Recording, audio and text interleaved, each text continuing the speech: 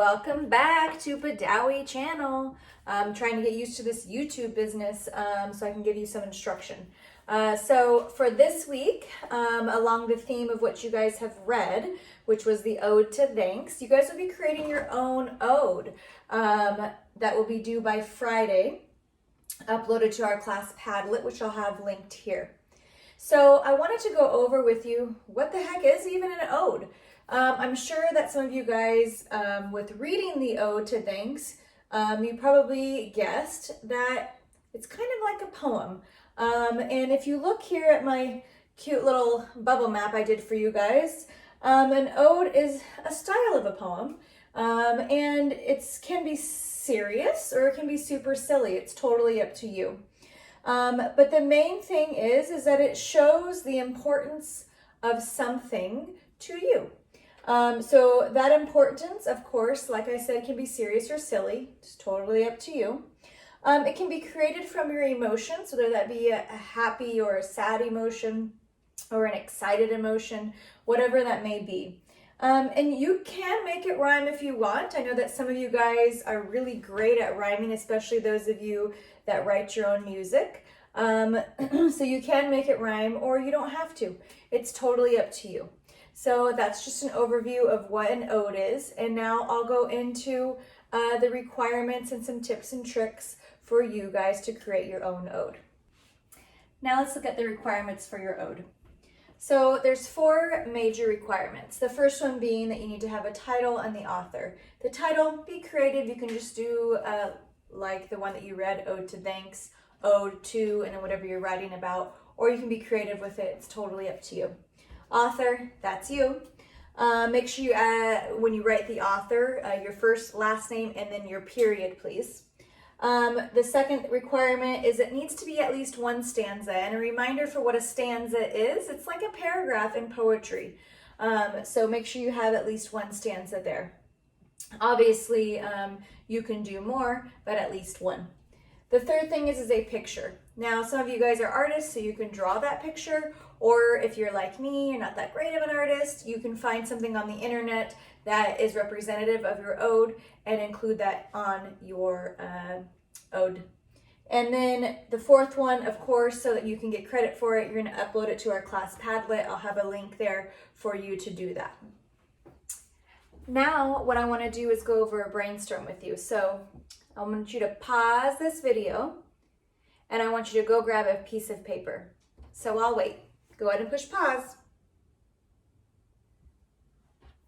All right, so now that you have a piece of paper and a pencil, let's do a little brainstorm. So what I'd like you to do at the top of your paper is I want you to write Ode Brainstorm. And feel free to pause this video if I go too fast, because you know that even in class I go a million miles a minute. Everyone's, wait, Miss Badawi. So go ahead and push pause if you need to. Then I want you to write topic and go ahead and write that topic down. Whatever is important to you, you can do multiple topics and see which one is easiest to write about. That's totally fine as well.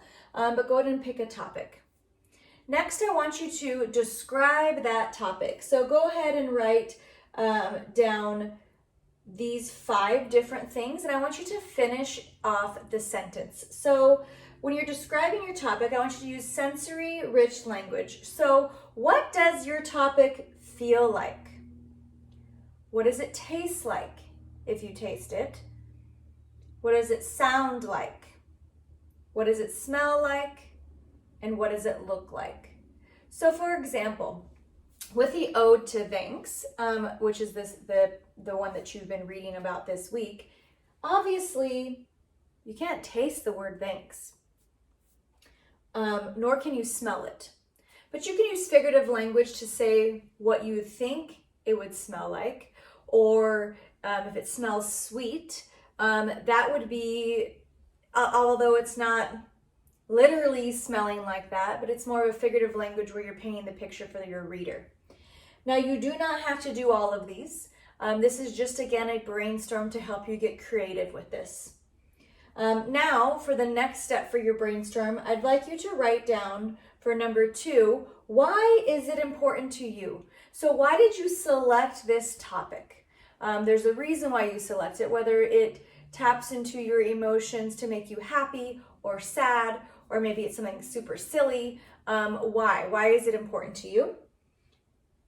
And number 3, I want you to create some figurative language about your topic. So a metaphor, a simile, a hyperbole. Select a couple of those to write some phrases down of figurative language that you can pull into your poem when you are writing it. Okay, and now I am going to move in to showing you some examples. So I personally, before I write or do anything, I like to look at examples. And those examples usually help spark my creativity so that when I go to write, it makes it much easier. So I'm going to go ahead and show you those now. All right, guys, I'm going to show you guys some, not activities, I'm going to show you some examples of an ode, and then I'll touch back on the ode to thanks as well. So for one example, this is an ode to bacon, and like many of us, this person obviously loves bacon. So the ode to thanks was super serious, and this is an example of one that is silly. So let me read it to you. Oh, my dearest bacon, how I love you so. Your fatty meat and crunchy ends, you will always be my favorite trend. You must have been sent from above to fill my heart with bacon love. Oh, my dearest bacon, you crackle like an old witch. When I hear your precious sizzle, my mouth starts to water. I wonder where I would be without you by my side. Oh, how I love thee, my precious bacon bride. So as you can tell, super silly. I wanted to show you some techniques that this person did, and also what the author of Ode to Thanks did, and what you guys can use when you guys write your ode. So they obviously used a lot of adjectives in there. This is to paint a picture. So we always want to describe using lots of descriptive words so that it stands out, adds depth and emotion to your poem. Remember when we did our narratives and we used a lot of descriptive language? That was so that it paints a really great picture for the author. Also, speak directly to your subject. Oh, my dearest bacon, how I love you so. And in the Ode to Thanks, thanks to the world that says thanks. So you are speaking directly to your topic. Use repetition. Remember, repetition, authors use that to make sure that you emphasize something that is really important to you. It also helps you stay focused on the subject of your ode when you are repetitive with it. And hyperboles. Remember, hyperboles is an exaggeration, and this is to emphasize or magnetize, I don't even know if that's a word, the magnificence of your ode to your subject. Here in the bacon one, oh, how I love thee, my precious bacon bride. Obviously, that's a super exaggeration because you cannot get married to bacon, although some of us might want to. Also, the use of figurative language, like I touched on right before this. This is similes, metaphors, imagery, personification. Use whatever you would like in this to make sure that you really paint that picture of your ode to your reader. Now, if we look at Ode to Thanks, some of the figurative language in there, we see personification. In the word thanks cannot really melt. So that melts iron and snow. Obviously, thanks is just a word. It cannot melt, so that is personification. We have simile, soft as a bright feather. We also have sensory-rich language when they use the word soft, sweet. This helps us, like if we were a reader and we closed our eyes, let's say somebody is reading us the poem and we were to close our eyes, we could really paint that picture and feel the feeling of how important the word thanks was to this author. Jumping back over to Ode to Bacon, your fatty meat, your crunchy ends. The author is using rhyming here in the final words of lines 3 to 6, and this is to give it flow. So you may use rhyming, you may not use, it's totally up to you. Also, we can see another simile that the author uses here. You crackle like an old witch.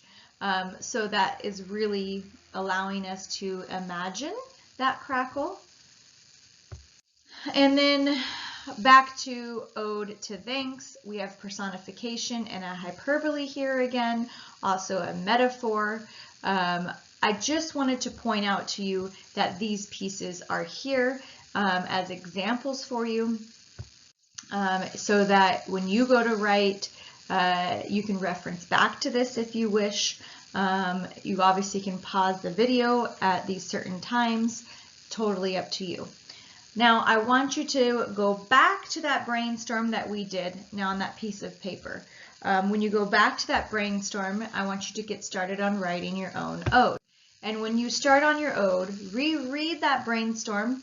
You can underline any of your favorites or circle or highlight things that you want to for sure put in your ode.